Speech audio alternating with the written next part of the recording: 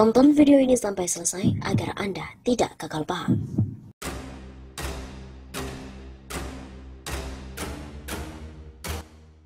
Batalkan RUU HIP? Jokowi berani lawan PDIP. Inisiator RUU HIP adalah PDIP. Rakyat tahu itu PDIP sukses pengaruhi sejumlah fraksi di DPR, nyaris tanpa penolakan, kecuali fraksi PKS. Dari awal konsisten ingin memperjuangkan masuknya TAP MPRS nomor 25 tahun 1966. Tak digubris. Fraksi yang lain pun diam. Hanya PKS dan Partai Demokrat yang tidak tanda tangan. Ketika maklumat MUI keluar dan protes umat Islam terjadi di mana-mana, sejumlah anggota fraksi membuat pernyataan, ikutan menolak. Cari aman. Kayak nggak tahu aja kelakuan parpol. Saat ini RUU HIP sudah diserahkan oleh DPR ke pemerintah. Bola sekarang ada di pemerintah. Semua mata tertuju ke pemerintah. Konsentrasi rakyat fokus ke pemerintah. Lalu bagaimana sikap pemerintah? Mendengarkan rakyat atau mendukung PDIP? Tunda, begitu kata pemerintah. Pemerintah nampaknya ingin melihat-lihat dulu. Pertama, bagaimana reaksi PDIP? Kedua, bagaimana reaksi umat Islam? Mana yang paling kuat? Biasanya itu yang akan menjadi pilihan Jokowi. Polanya sering terbaca begitu. Jika pressure umat Islam kuat, pemerintah tak ada pilihan lain kecuali menolak RUU HIP.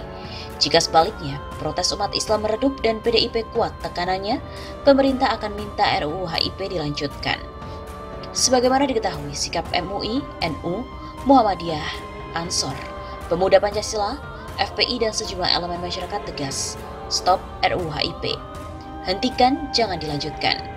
Batalkan, bukan revisi, bukan juga ditunda. Tapi PDIP keberatan. Tak ada tanda-tanda menyerah. Lanjut, coba untuk bernegosiasi. Buat kompromi-kompromi. Tawarkan revisi, TAP MPRS nomor 25 tahun 1966 dimasukkan. Tapi larangan radikalisme dan khilafah juga harus dimasukkan. Win-win solution dengan umat Islam. Sampai di sini PDIP masih cukup percaya diri. Umat Islam melalui MUI, NU, Muhammadiyah dan sejumlah ormas yang lain gak menanggapi nego PDIP. Belakangan PBNU muncul. Suaranya sangat lantang. Hentikan. Pandangan dan sikap PBNU tegas dan lugas. Dasar pemikirannya lengkap, terukur dan berkelas. Perseteruan antara MUI, NU, Muhammadiyah plus ormas-ormas Islam lainnya dengan PDIP sebagai inisiator RUU HIP nampaknya akan makan waktu panjang. Maraton sudah hampir sepekan ini dua kelompok tadi berdebat di media. Adu argumen, adu cerdik dan juga adu strategi kedua belah pihak kemungkinan akan semakin ramai. Tidak saja di media, tapi juga dalam bentuk aksi demonstrasi. Di sejumlah daerah sudah terjadi. Demo ada di mana-mana nampaknya makin panas.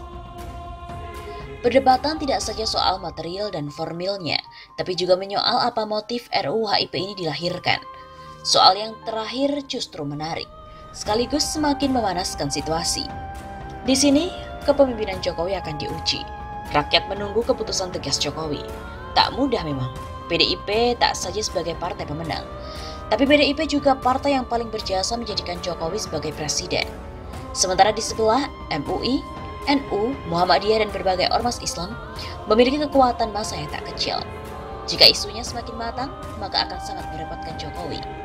Legitimasi moral dan gelombang kekuatannya bisa lebih dahsyat dari 212. Asumsi ini tak terukur jika belum dibuktikan. Mau dibuktikan. Rakyat pun akan menunggu ke depan. Pertama, lebih kuat mana? Pressure PDIP versus pressure MUI yang didukung NU dan Muhammadiyah itu. Kedua, kemana pilihan Jokowi akan berpihak? Kepada PDIP atau kepada umat? Polemik RUU haluan ideologi Pancasila atau HIP belum usai sekalipun pemerintah telah meminta DPR untuk menunda pembahasan.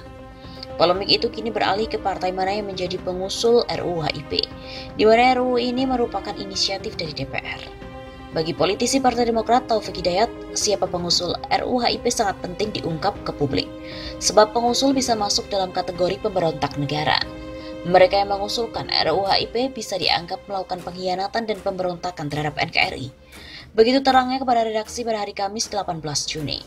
Dia lantas menjelaskan bahwa Pancasila adalah sebuah landasan dasar, Undang-Undang Dasar 1945. Derajatnya adalah sebagai pembukaan hukum tertinggi di Republik ini yang tak dapat diubah. Artinya pihak-pihak yang meletakkan Pancasila di bawah RUU bisa dikategorikan sebagai kelompok yang ingin melakukan usaha pengkhianatan atau pemberontakan terhadap Republik Indonesia. Pembukaan UUD tidak dapat diubah, di mana di dalamnya ada sila-sila Pancasila. Jadi hanya satu kata buat mereka, ya lawan. Demikian Taufik Hidayat.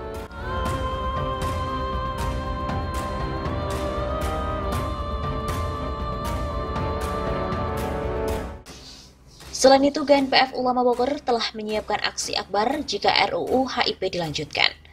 Gerakan Nasional Pengawal Fatwa GNPF Ulama Bogor siap mengawal keputusan para ulama agar pembahasan rancangan undang-undang haluan ideologi Pancasila atau RUU HIP dihentikan, termasuk bersama dengan Majelis Ulama Indonesia atau MUI. Jika cara-cara persuasif tidak membuahkan hasil, maka menempuh opsi Al-Masirah Kubro atau demo besar. Kita siap bersinergi dengan berbagai elemen bangsa lainnya untuk ikut demo besar-besaran jika memang opsi tersebut diambil. Kami akan terus mendukung serta mengawal keputusan para ulama dan berjuang sesuai dengan arahan ulama dengan cara yang konstitusional, kata Ketua GNPF Bogor Ustadz Iyus Hairunas pada hari Kamis 18 Juni. Iyus mengatakan, seharusnya pemerintah membatalkan RUU HIP bukan menundanya. Selain tidak ada urgensi, RUU HIP jika ditunda dan kemudian dilanjutkan bisa menimbulkan polemik kembali. Apalagi jika isinya mengotak-atik Pancasila serta membuka peluang bangkitnya komunis di Indonesia. Begitu ujarnya.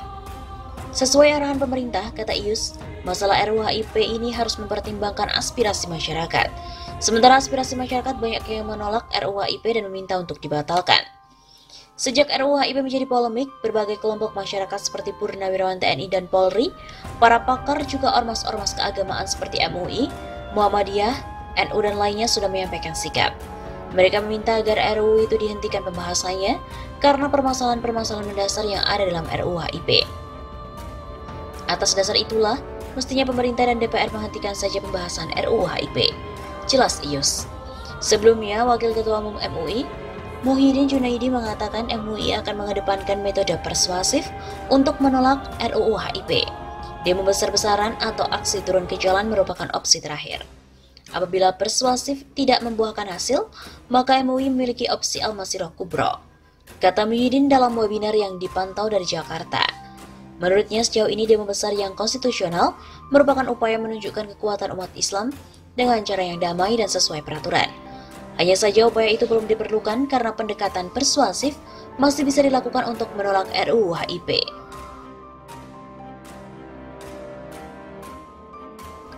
Jika saja DPR memang nekat sahkan RUU HIP, jangan salahkan umat Islam ingin kembalikan 7 kata sila pertama. Sejumlah pasal kontroversial dalam rancangan Undang-Undang Haluan Ideologi Pancasila atau RUU HIP dikhawatirkan melukai umat Islam bila pembahasannya tetap dilanjutkan hingga pengesahan. Sebab ada sejumlah pasal dalam draft RUU yang banyak ditentang, bahkan melumpuhkan Pancasila. Seperti halnya dalam pasal 7 yang disebut akan mengerucutkan 5 sila ke konsep Ekasila dan Trisila. Ini akan melumpuhkan sila pertama. Begitu kata Wakil Sekretaris Jenderal MUI Kiai Haji Zaitun Rasmin di dalam acara ILC TV One Selasa malam 16 Juni.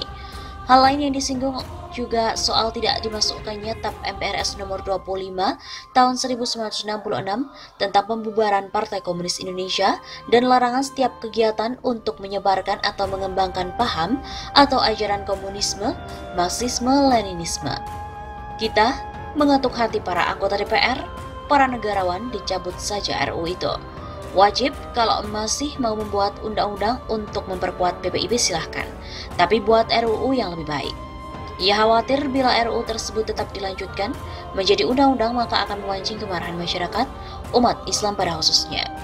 Muhammadiyah terang-terangan kalau ada pertimbangan tentang Trisila Ekasila dimasukkan karena pertimbangan sejarah, jangan salahkan umat Islam kembali mengingat lagi luka lama, ingin mengembalikan 7 kata yang diperjuangkan dengan tidak mudah. Adapun 7 kata yang dimaksudkan adalah yang tertuang pada Piagam Jakarta, yakni ketuhanan dengan menjalankan syariat Islam bagi pemeluknya. Pada 18 Agustus 1945, 7 kata itu diganti menjadi ketuhanan yang Maha Esa.